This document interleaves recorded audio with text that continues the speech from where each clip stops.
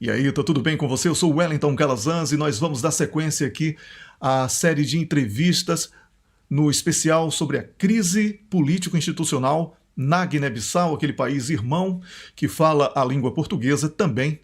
E nós estamos fazendo uma abordagem ampla com especialistas que estão explicando ao público, sobretudo do Brasil, mas de outros países também, de língua portuguesa principalmente, sobre o que é que realmente está acontecendo na Guiné-Bissau. Eu lembro que lá existe um presidente da República e um primeiro-ministro. E existe hoje, na situação atual, um autoproclamado presidente e isso está gerando a revolta do partido que contestou na Justiça da Guiné-Bissau, no Tribunal Supremo, o resultado eleitoral anunciado pela Comissão Nacional Eleitoral após apresentar mais de 1000 provas de fraude.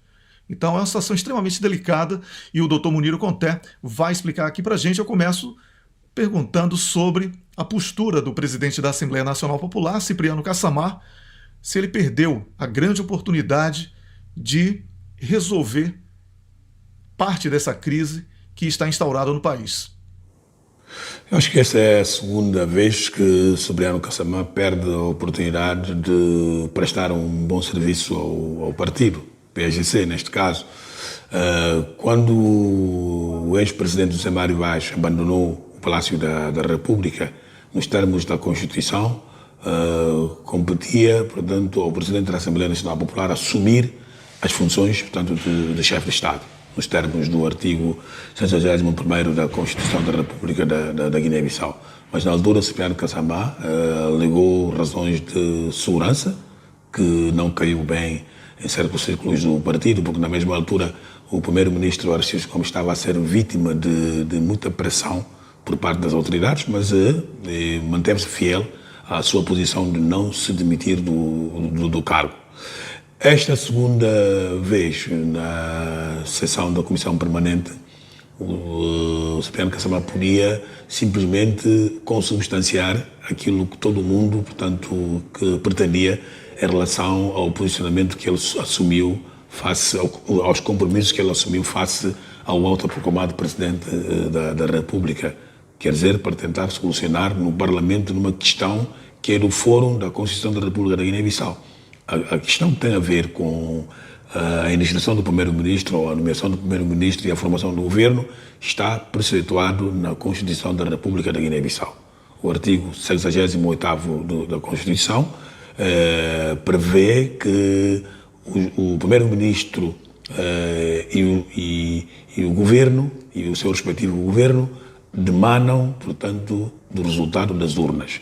Quer dizer que o partido que tiver maior mandatos, portanto, na urna, tem a competência, portanto, de indigitar o primeiro-ministro, e este primeiro-ministro vai formar o seu governo. Só no prazo de 60 dias começa a gestão da maioria no Parlamento. Então, Cipriano Cassamar podia, sendo ele fiel, portanto, o titular de um órgão que é fiel depositária da Constituição da República da Guiné-Bissau, neste caso a Assembleia Nacional Popular, né, ser frontal, portanto, e dizer claramente ao Maurício Guimarães que ele não consegue uma solução que não seja a solução que passa pela aplicação das leis, neste caso a lei magna, que é a Constituição da República da Guiné-Bissau. Obrigado, Muniro Conté, por essa primeira resposta. Eu gostaria de saber agora, para explicar aqui ao nosso público, se essa sessão plenária, marcada para o dia 29 desse mês, na próxima semana, em que o governo destituído do PAGC, que tem como primeiro-ministro Aristides Gomes, sem que este governo apresente uma moção de confiança, essa sessão plenária será inconstitucional ou anticonstitucional, já que legal ela me parece que não tem como ser. A sessão em si é regimental, porque a Assembleia, nos termos de regimento, reúne-se 4 vezes por ano. Então, esta é uma das sessões que está, portanto, regimentada, mas o problema que se coloca é a agenda, portanto, da secção. Quiseram os ilegais, né, configurados na tal aliança, na tal nova maioria que eles arrogam ter. A intenção deles era a convocação, portanto, da sessão para a discussão e aprovação do programa do governo. Mas, infelizmente, portanto, essa intenção não foi sufragada na sessão plenária da Comissão Permanente, só que Cipriano Kassamá, eu penso que de uma forma, portanto, bastante sutil, devido à pressão que ele estava a receber, entre aspas, resolve, portanto, a convocação da sessão para decidir a maioria. Não pode haver uma sessão para decidir a maioria. O que pode acontecer é o PAGC apresentar uma moção de confiança, né? Não vai levar um novo programa e muito menos o Nuno Gomes Nabian pode apresentar ou submeter um programa ao Parlamento, porque o comunicado da CEDEAO é bem explícito nesse sentido de que é preciso haver um novo governo. Se tivesse havido necessidade de Nuno Nabian continuar ao ponto de apresentar o seu programa, o orçamento no Parlamento, o comunicado da CEDEAO não seria tão esclarecedor a dizer que pretende a formação de um novo governo.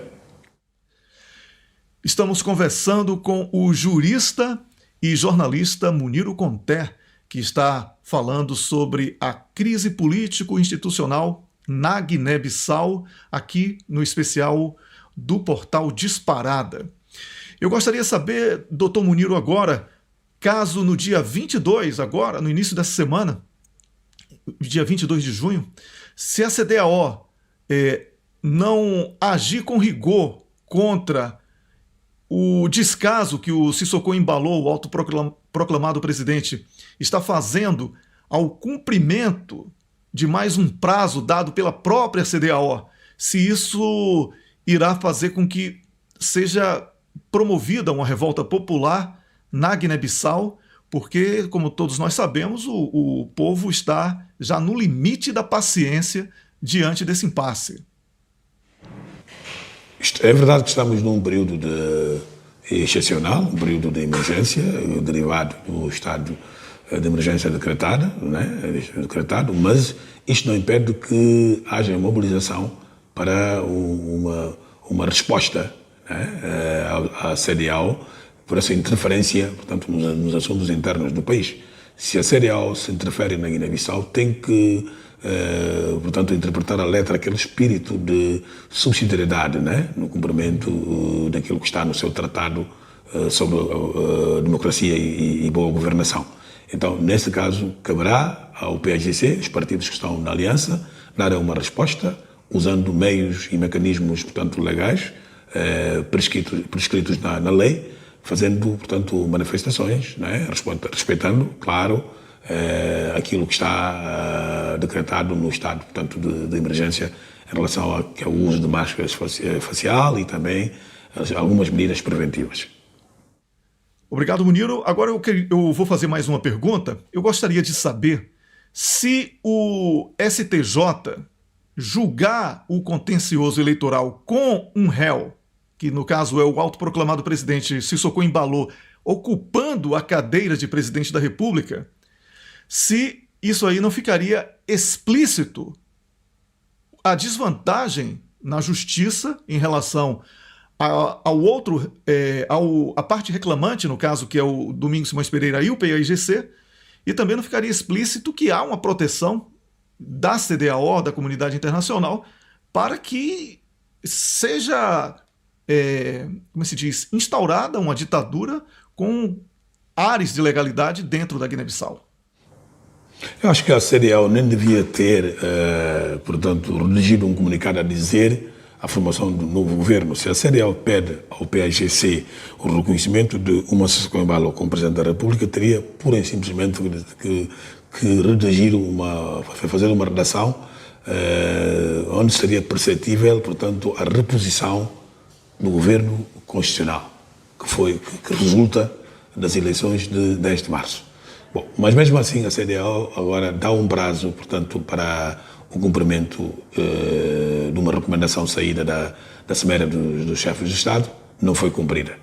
Então volta a prorrogar o prazo para o dia 22 de junho.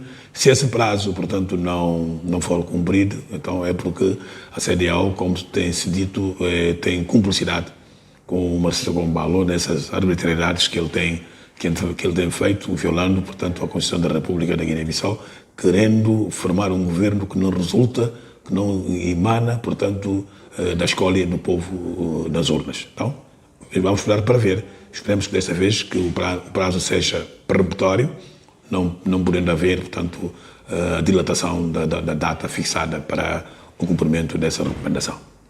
Muito obrigado, Muniro Conté. Agora, a última pergunta aqui dessa nossa conversa. Eu gostaria de saber se o PAIGC, que anunciou que irá lutar contra uma eventual injustiça, tanto da CDAO como do STJ, caso mantenha essa postura de querer decidir esse contencioso eleitoral sem as condições previstas legalmente, se o PAIGC irá continuar lutando por justiça em instâncias internacionais nesse caso. Eu acho que o Supremo Tribunal da Justiça nem devia ter, digamos, julgado o contencioso, portanto, eleitoral nesta altura, porque há formalidades prévias que não foram, portanto, cumpridas.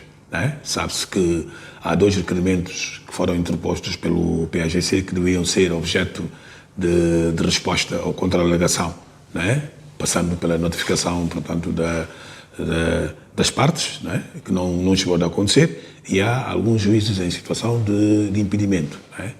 Porque na capa do Procurador-Geral da República se pronunciou, portanto, em relação ao contencioso, passando desde aquela altura a fazer parte, né? Que ele não pôde fazer porque como titular de um órgão de soberania, como magistrado e agora como juiz conselheiro, não pode ser parte, mas tem que ajudar, portanto, na arbitragem desse processo. E temos depois aquela questão de 2 juízes que se auto-excluíram, né? Alegaram que esgotaram o poder jurisdicional, portanto, em relação a esta matéria do contencioso. Bom, a parte dessa questão, o Supremo Tribunal de Justiça tinha que trabalhar para que aquele princípio de igualdade fosse, portanto, resguardado. Porque um está como presidente, que controla as forças de defesa e segurança. Aliás, não foi por acaso que houve todo aquele aparato militar que pode configurar uma espécie de pressão, de coação sobre os juízes. Então, não há condições objetivas para que o contencioso eleitoral, portanto, seja, portanto, decidido. E por isso mesmo eu penso que tem que se aguardar numa altura própria, com as condições criadas para a decisão em relação a essa matéria que é o contencioso eleitoral. O PAIGC não tem outro caminho, não seja o caminho da lei. Continua pela via judicial, porque o nosso sistema político caracteriza-se pela judicialização, portanto, da política. Não se diz politização das instituições da justiça, mas se diz o contrário.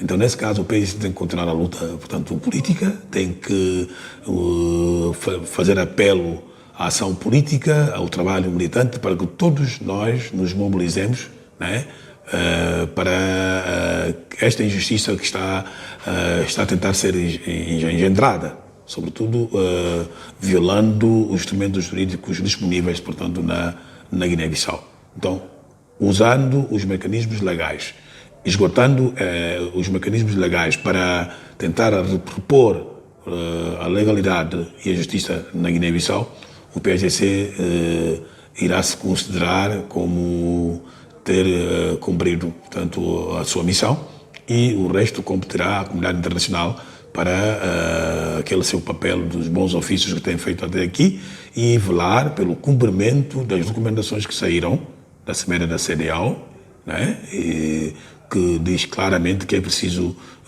em diversos comunicados que foram, portanto, divulgados, que era preciso que os resultados das eleições fossem confirmados através de uma decisão que competiria aos tribunais. Então, é nessa linha que o PAIGC, portanto, tem que primar e fazer com que a justiça vingasse definitivamente na Guiné-Bissau. Eu conversei aqui com o jurista e jornalista Muniro Conté nessa penúltima entrevista sobre a crise político-institucional na Guiné-Bissau, no especial que eu estou fazendo aqui para o Portal Disparada. Muito obrigado por ter acompanhado. Eu sou Wellington Calazans e voltarei a qualquer momento aqui no Portal Disparada com o vídeo que encerra esse especial e também com vídeos sobre outros temas. Muito obrigado também ao Dr. Muniro Conté por essa entrevista. Muito obrigado a este vasto público do portal Disparada por ter acompanhado essa nossa, portanto, entrevista, e estarei disponível sempre para dar esclarecimentos sobre a situação política na Guiné-Bissau.